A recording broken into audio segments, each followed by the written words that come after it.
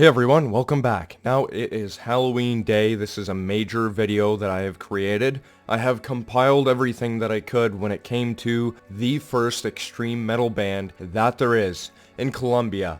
Now there's controversy whether they were the first or not, but if you talk to the Colombian locals, they will say that this band itself is the first known extreme metal band out there. Now when we jump into this video, before we do anything, I want to give recognition to all the links and everything else in between when it comes to the people that have collected the information and allocated it different places online so that I can bring it into creating this one video for everyone to enjoy and watch today. Now the band that I'm speaking of, which most people may know, Mayhem, there's another band not from Europe, from Colombia, that's actually called Parabellum. Mayhem is a band, and they were actually one of the bigger ones that really created the black metal movement that people know of. But how did that go all the way over to Colombia? Is it a coincidence or not, or do environmental factors actually bring upon different types of music in communities and have people enjoying that? So we'll see the similarities between each individual band and what really makes them as a whole and what type of environment that they have had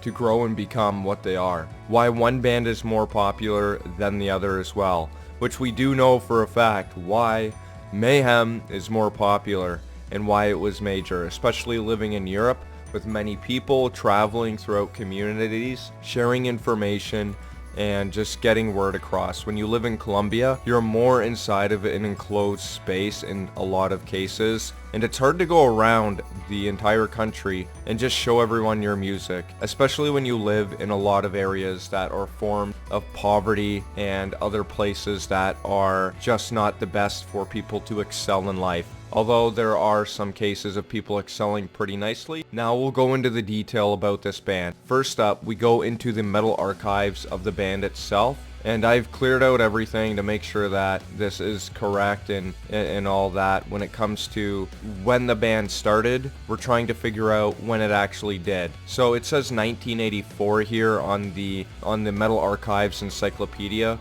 which for all those who don't know, the Metal Encyclopedia, the metalarchives.com, is actually meant to hold all the extreme metal, punk, goth, anything in between that, any alternative music into this website so people can go on there, check it out, and enjoy a lot of the background, additional notes, the lineup, the songs as well too for the band. So you get to learn more about the band as you go in and search stuff up. You can find bands that like no one knows about through this site, which is really awesome.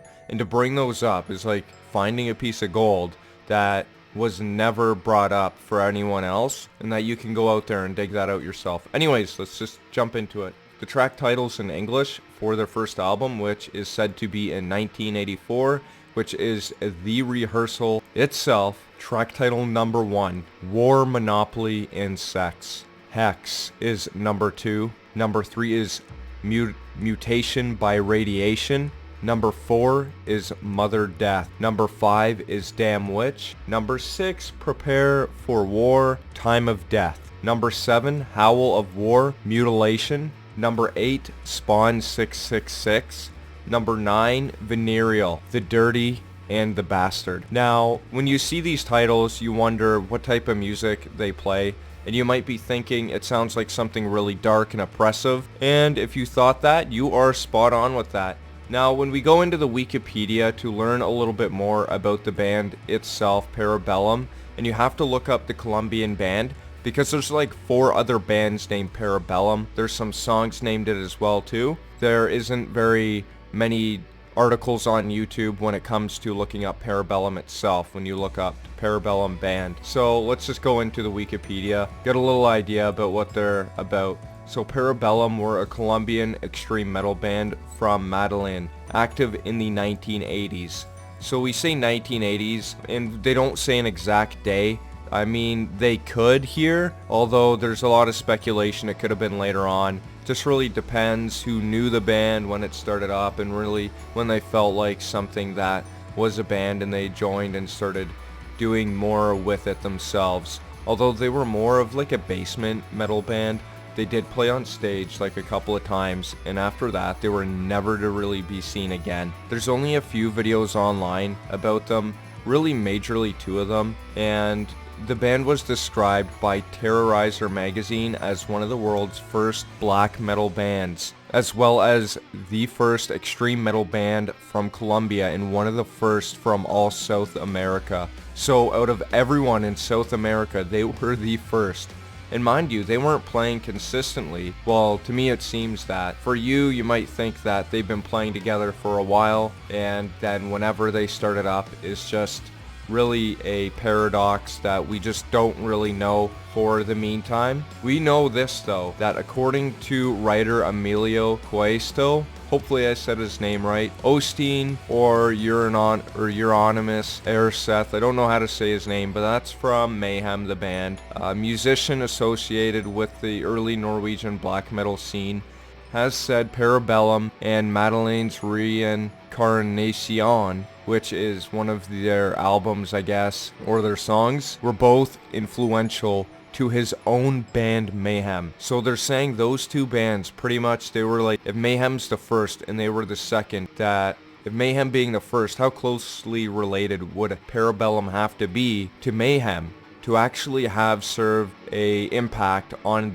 that band itself and vice versa when it comes to making their music? Parabellum were formed in Madeleine, Antique. Hopefully I said that right as well, in early 1983. So when you go to the metalarchives.com, it actually says otherwise compared to that. When you look it up, it says 1984, but they're 1983 by the drummer Cipriano Alvarez and guitarists. If I say anything wrong in this video, I'm sorry, I don't speak these other languages, although I'm looking forward to, because there's another big video that I'd really like to get into. So drummer Cipriano Alvarez and guitarist Carlos Miero Perez created this band. They formed them in 1983. It took the band until 1987 to release their debut single, and even back then, like, I guess having a cassette tape and a recording studio, which is just a microphone and a couple of different pieces, and like it must have been hard to get a hold on back then, especially in Colombia. So you might be thinking that it makes sense that they had to wait till 1987 to release their debut single, although they were playing before that. Most bands will form, and within like maybe a couple of years, they'll be releasing music nowadays. We have people doing it online, creating music. We have it offline as well too, and it just works even better than it did from back in the day. So yeah, now their single, the 2 tracks, Sacrilegio, was limited to 500 copies, so that's what they could afford back in the day, which to me seems like a lot, 500 going around, but really nowadays and age, you can't find these at all. Like, they're extremely difficult to get your hands on, and they cost hundreds and hundreds of dollars. So this was followed up by a second EP, Mutación por Radiation, Mutilation, which, if I'm not mistaken, is mutation by radiation. In 1988, limited to 600 copies, Sacrilegio was released and reissued in 1992. Again limited to 500 copies, and bootleg version surfaced with an added third track, Guerra Monopolio Sexo, War, Monopoly, and Sex. Adam Ganderson of Terrorizer magazine, which is a magazine from Europe, and specifically if we talk about that, it was from England, and it was a really popular one back in the early days, describes their music as somewhat between hardcore and bizarrely backwards speed metal riffing. One of those inimitable sounds that can only be generated by accident. Seriously, this is some of the weirdest, most intense music ever to blast from the gutters in Victor Gaveria's film Rodrigo de No Future, which was entered into the 1990s Cannes Film Festival. Blasphemia Records released Temporis Mortis an additional note for everything as well. According to another magazine called Zero Tolerance from the UK, the sound that Parabellum created was one of the unprecedented nihilism, evil, and extremity. They were pioneers of a sonic adventure operating in a world of violence, squalor, and geographical isolation. A squalor means that they lived in filthiness and degradation, as from neglect or poverty. So this can tie in with Mayhem itself. They had a lot of violence, into filthiness, I guess, and degradation, which makes sense to me, which is a form of a poverty mentality, going out there and doing hate crimes and acts on other people. Although others can beg to differ that they were doing it for right reasons, some of the things that they did were actually violent, and the music itself is violent, dark, and it is depressive. You can hear that when you listen to any of these bands. They're similar, but a little bit different. I do like the Colombian band. They have a niche sound that not many people or any can actually replicate whatsoever. And if you listen to their music, you'll know that for a fact. Now, previously, before 1983 or around that time, and this is where speculation comes in, where people are wondering when the band actually started.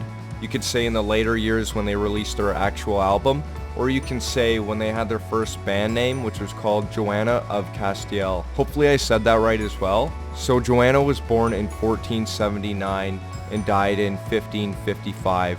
She is historically known as Joanna the Mad because she was going against a lot of what religious people would have to say about others. She had disputed mental health claims. As a young woman, Joanna was known to be highly intelligent. Claims regarding her as mad are widely disputed. It was only after her marriage that the first suspicions of mental illness arose. Some historians believe that she may have suffered from melancholia, a depressive disorder, a psychosis, or a case of inherited schizophrenia. She may also have been painted as mad as her husband Philip the Handsome and her father had a lot to gain from Joanna being declared as sick or incompetent to rule. Here's why I think that the band Parabellum was actually called Joanna of Castiel before they changed their name Parabellum. By 1495, Joanna showed signs of religious skepticism and little devotion to worship and Catholic rites. This alarmed her mother, Queen Isabella, who had established the Spanish Inquisition in 1478, and Joanna was especially afraid of her. Indeed, letters of Mosen Louis Ferrer, gentleman of the bedchamber of Ferdinand, refer to coercive punishment known as la suerdo, the rope, which Joanna was subjected to. This involved being suspended by a rope and weights attached to her feet, endangering life and limb. The queen declared she would rather let the country be depopulated than have it polluted by heresy. Deviance by a child of the Catholic monarchs would not be tolerated, much less heresy. Sub-prior Friar Tomas de Matienzo and Ferreras Andreas complained of her refusal to confess or write to him or her mother,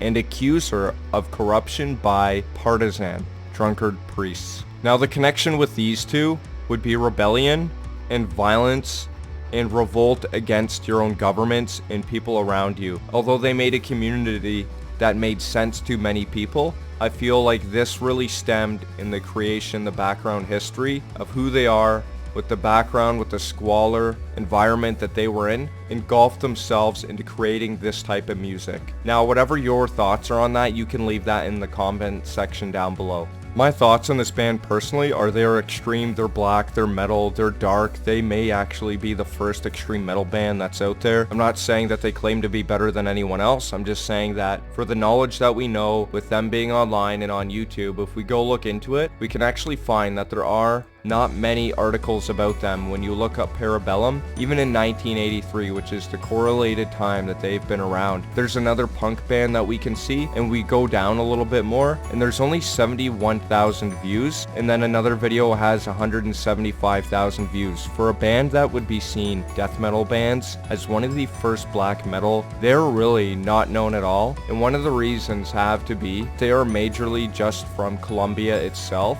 and the people maybe take pride or honor in that, but they don't go out sharing awareness for the band itself for other people. It's something that's done through word of mouth and speaking with others, and that is physically unable to happen online unless someone else talks about it. So when we go online and we see someone talk about it, there is a documentary on them from Vice in Espanol on YouTube, and the name of the video is called Parabellum, El Diablo, Nacio and Madeline, Part 1, Tres Insenia. I don't know how to say that. This entire video is made out in Spanish, so I can't personally understand it, but only Spanish people can actually see this. They can watch it, they can listen to it. For people that don't know Spanish, well, we're screwed. This is something strictly for Colombian people only. And that's why I had to bring this up today. Maybe one day we'll know what this video says, and if someone translates it, we will know more history than ever about